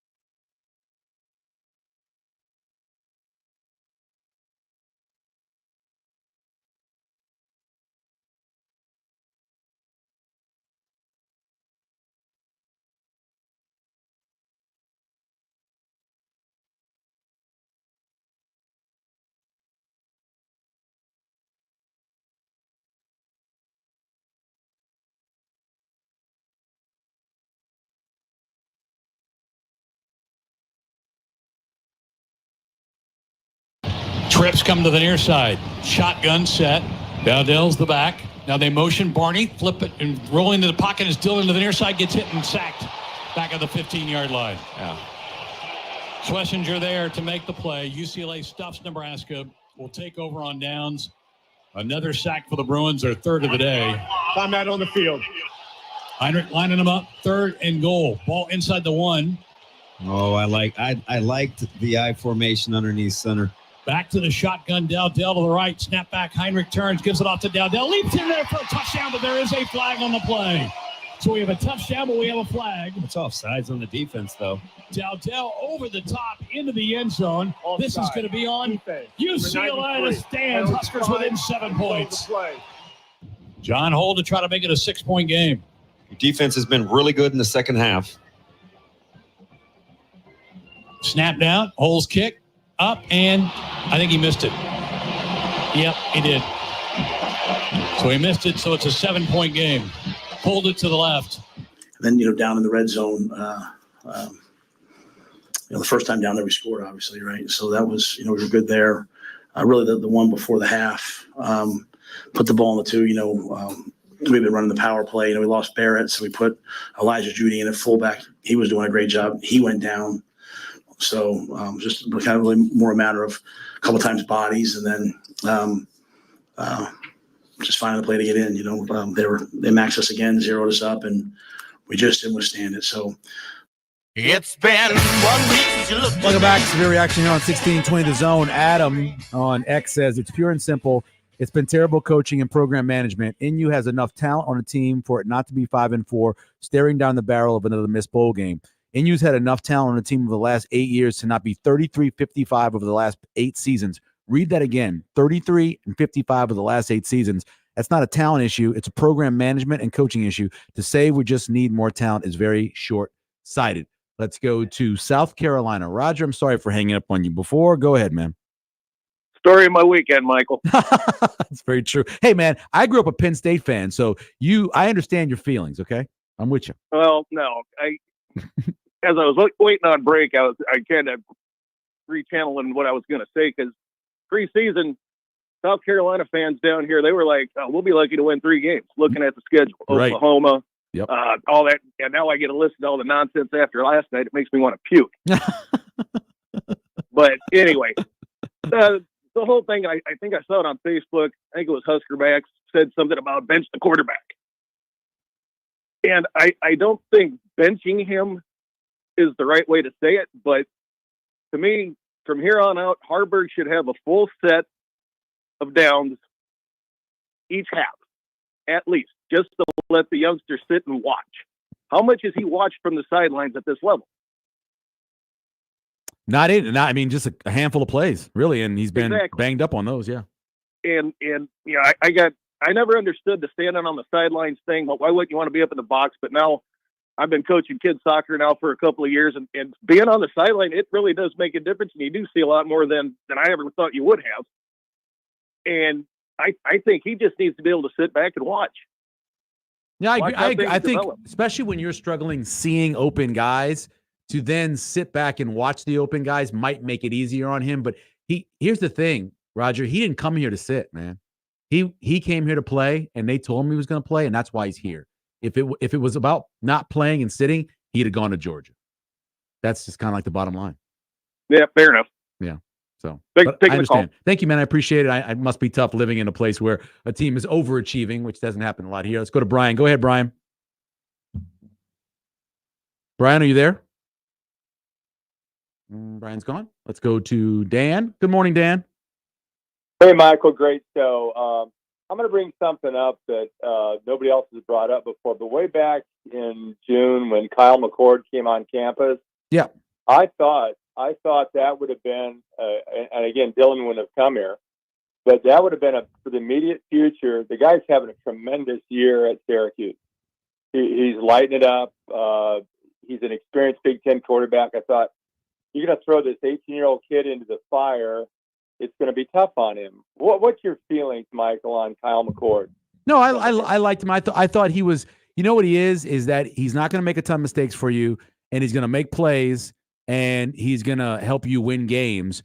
He's not necessarily going to win a game for you by himself, but if you put good talent around him, and yeah, he's having a great season. I know he had a game a couple of games ago where he struggled a little bit. It was a Stanford game. They got beat by a 2-win Stanford team, but other than that, I'm looking at his stats right now, and amazing. Yeah, it's been pretty amazing. They're good, Michael. Yep. He's got 12 interceptions and 21 touchdowns, and he's throwing it at a 64% clip. It's pretty good. Yeah. Yeah, I just thought I'd get your feelings on it, Mike. Thanks, bud. I appreciate it. I think that. Yeah, I thought he had more interceptions in that game against Stanford because it was just an ugly game. But he had 5 interceptions against Pitt. That was the game where he had the 5 interception game. He played Pitt. He went 35 of 64. Oh, my God. That's a lot of throws. And threw 5 interceptions and no touchdowns. And I think if I'm right, 3 of them returned for touchdowns. I think that's right. Yeah, it was. Right? I believe I was watching SVP that night. I think it was an FBS record for pick sixes in one half. That's incredible. Yeah. So, yeah, it depends. Let's go back to the phones. Random Mike is there. Hey, what's up, Random Mike? Hey, question about, I think their first names are Jalen or Jaden. Lloyd, yeah, Jalen Lloyd, yeah. Okay, wasn't he like a national leader in yards per catch last year? Yeah, he was tied with Marvin Harrison to have 3 50-plus yard touchdowns last year. And we were talking about, like, in big games now, they all are. Don't you want him to? I mean, he's like the fastest guy right up there. Don't you want to, go deep to him and give him a chance to really stretch the defense? I mean, is he hurt? What's the deal? No, he's healthy. I thought last week that they would do that. He was my pick to click last week. And this week, as I mentioned, the SIP, that's where they're vulnerable in deep passes. And he had one target. One target. I don't know. I think the one target he had was like a flip pass. I don't know. He should be playing a lot more. I agree. And if you recall, it was an inside play where he actually pushed around like 600 pounds of beef. Great way to get him hurt because he's not the biggest guy in the world. Grant, are you hearing anything about Gramstead, how well he's doing? I know he's on the scout team, but he very well might be our best quarterback. He's the fourth guy, according to Coach. He said last night that he would be the fourth guy because he said Kalen would be next. So he's the fourth guy. Yeah. Because I don't know if you've seen him play. He's a hell of a player, and he's a gamer. No, definitely. Just in terms of experience. And the thing about Raiola, I mean, if he didn't have dad and uncle here, he'd probably be going right now. But I don't think he has a problem sitting for a while and watching, because wasn't he great, especially early in the year in high school, at the vision thing, the smarts thing, as well as the great arm, and basically finding the thing we've had a lot of problem having a real quarterback lately is find the open guy and get it to him. It's pretty simple if you can do it. And early in the year, remember the interception touchdown ratio? It was fantastic, and now it's just the opposite. And I know he's had the hell beat out of him. And what all injuries does he have? Well, I know Random Mike, I appreciate it. I know for a fact that he's got the ankle that it's been bothering him. The rumor was that maybe it was a shoulder. I don't know about that. I think he got hit in his kidney, in his back yesterday, and I've had that happen before, and it numbs your whole lower body. It just wrecks you for a day. And so that's what it looked like to me. I'm not a doctor. I failed out of medical school. Oh, we'll take a break. We come back. Fred, Rusty in Albuquerque, and Rodney will get to you right when we come back here on Severe Reaction on 1620 Zone.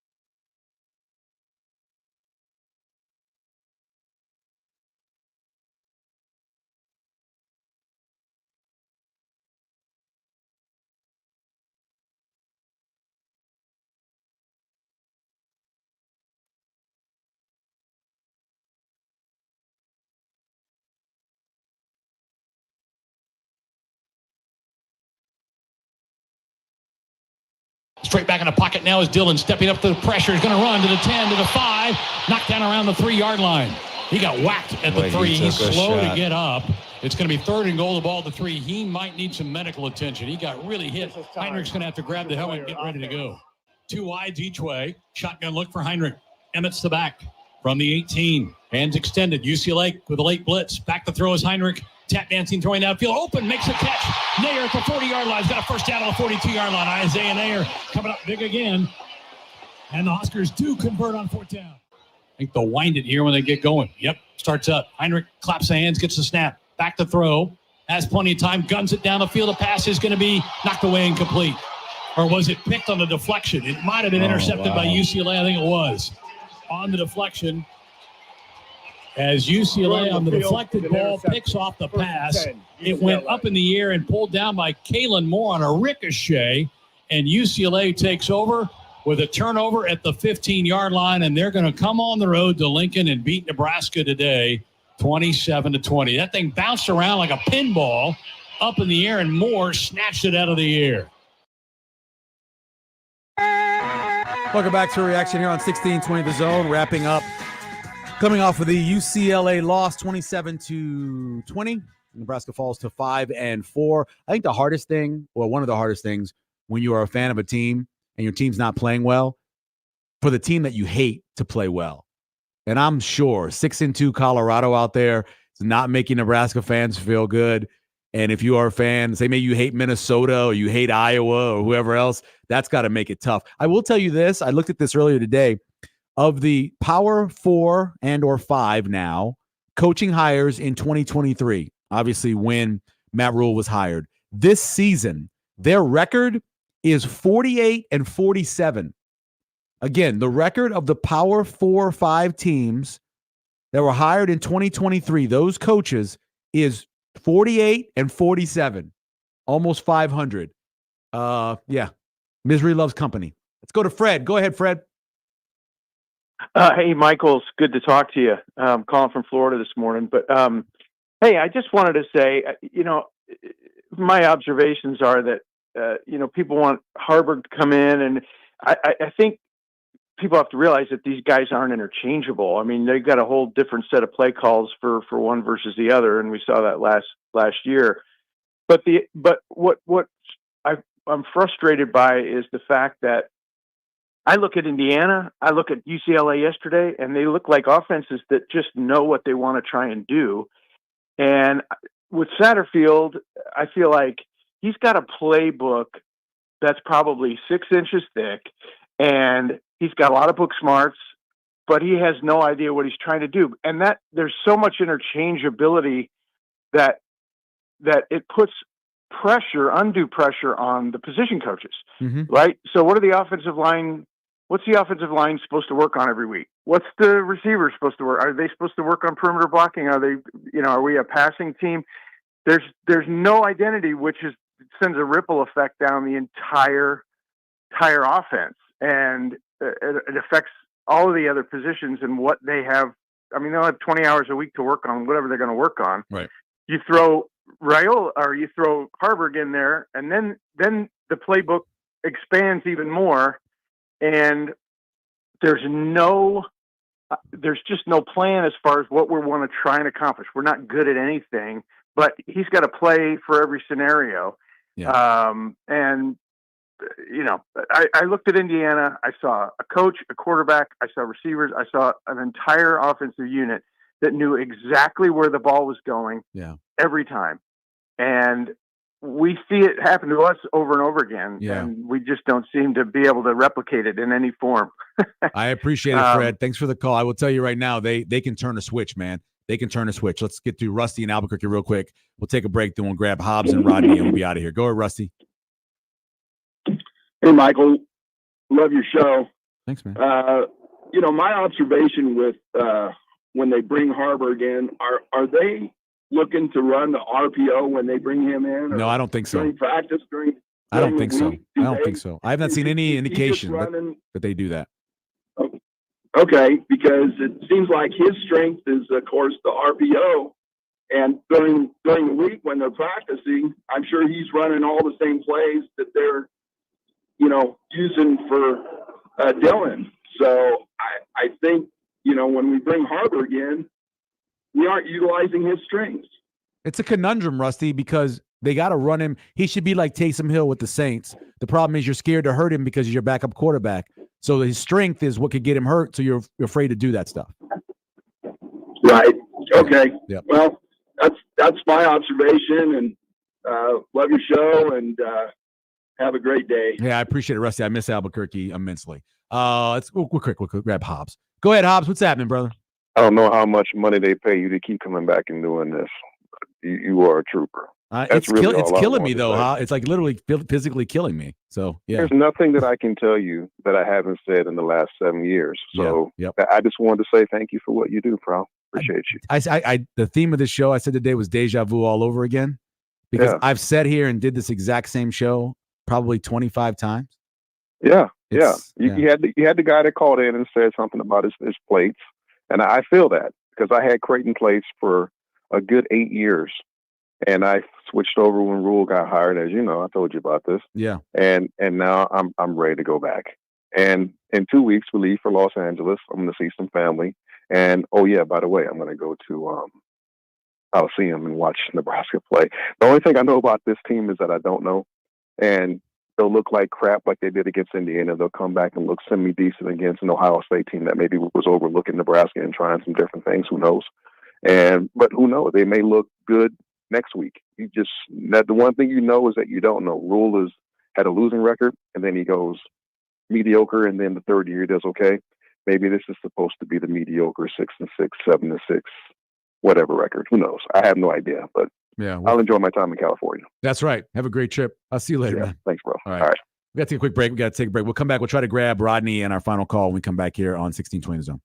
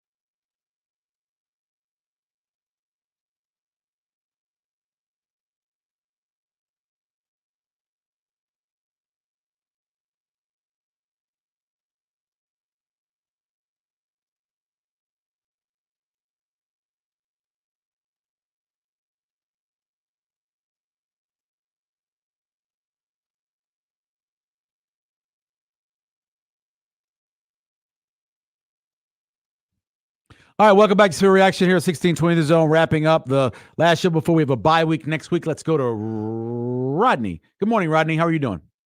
What's up, man? Long time no hear. It has been a while. How's it going? It's going okay, man. Love your show, man. Thanks, man. Appreciate it. I didn't watch the game, but I listened to it on the radio, man. And the color commentators was like, Damien was like, "Oh, he missed another throw." He had a guy open in the slot. I know. But Matt Rule, man, he know how to spin the post game interview. The first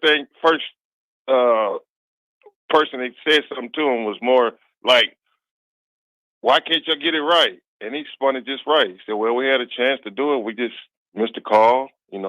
We got to do better play calling." He know how to talk to the media.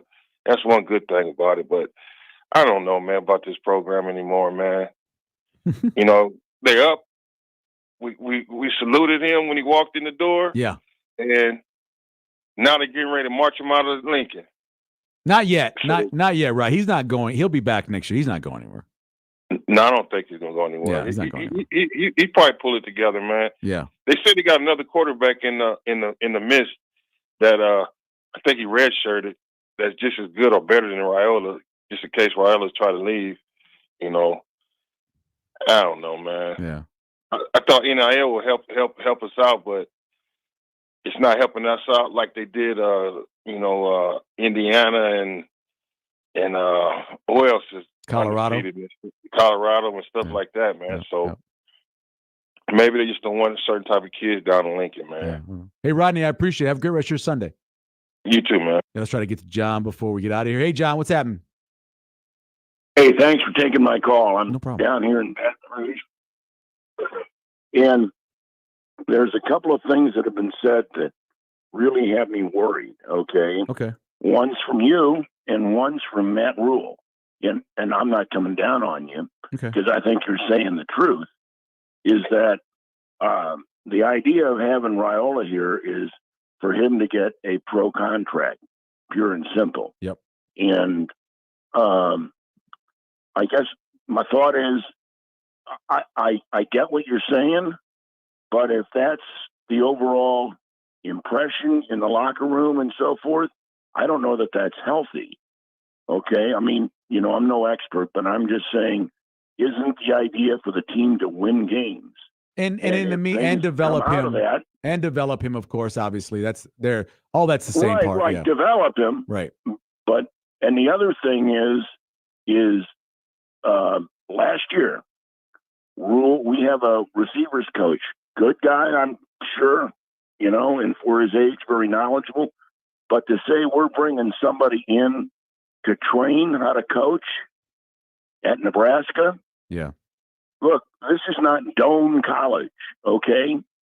We should be going out and hiring people that we don't have to train. Okay? Mm-hmm. And that's all I'm saying. And I think that's, I don't know. I'm trying not to be apathetic. I'll be watching in 2 weeks. I don't have a lot invested. The only investment I really got is what I pay to get the Big Ten Network. But I'll keep watching. Yeah. And I just want to leave you with those two thoughts. I appreciate it, John. Appreciate your show. Thank you, man. Take care. All right. Talk to you later. Have a great Sunday. One of my favorite quotes out there that I think about a lot. I saw it in a bus in New Orleans when I was in high school. It was during Black History Month, and they put the quotes from a number of authors and poets and that kind of thing on the bus. And it says, living is hard and dying is mean. Hold on a second. Living is hard and birthing is mean. Find yourself some loving in between. The idea behind that quote is that every day we're between being born and dying, right? Which is scary to think about. And in the middle of that, you got to find some joy. And whether it's you Saturday watching Nebraska, or if it's going to breakfast with my family after this, or it's just having a little time to walk with a dog, find yourself some joy. And I know right now, Nebraska is not necessarily giving people the joy that they're looking for. I get that. But it's your team. I've been a Saints fan for more than 50 years now. And I know the feeling. Trust me. I know. 2009. I know. The Colts do. I know you're a Colts fan. I mean, we each got our separate Super Bowls. It was wonderful, during our time. But just find yourself a little bit of joy. Take a step away from Nebraska this week. Enjoy the bye week. Well, they say touch some grass. What is that phrase they use? Grass, yeah. And that could be either the stuff that's on the field or whatever kind of grass you want to touch. Touch some grass, chill out a little bit, rest up, and get ready to, watch Nebraska play USC from Los Angeles in a couple Saturdays, man. That's what we got to do. We only get 12 of these without a bowl game, maybe 13 with the bowl game. So enjoy them. Birthing is hard. Dying is mean. Find yourself some loving in between. Do that this week on your bye week, man. And we'll be back not next Sunday because it's a bye week. We'll be back the week after USC to break it all down for you, give you the good, the bad, and the ugly and all of that. Have a great rest of your weekend. For Peter, I'm Michael. We'll see you later.